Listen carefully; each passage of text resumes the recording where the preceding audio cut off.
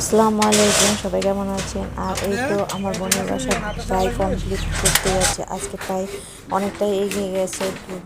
টিনের বাড়ি 2 দিনের মধ্যেই কমপ্লিট হয়ে যায়। প্রথম দিন ফ্রেম তৈরি করলে পরের দিন টিন লাগিয়ে কমপ্লিট হয়ে যায়।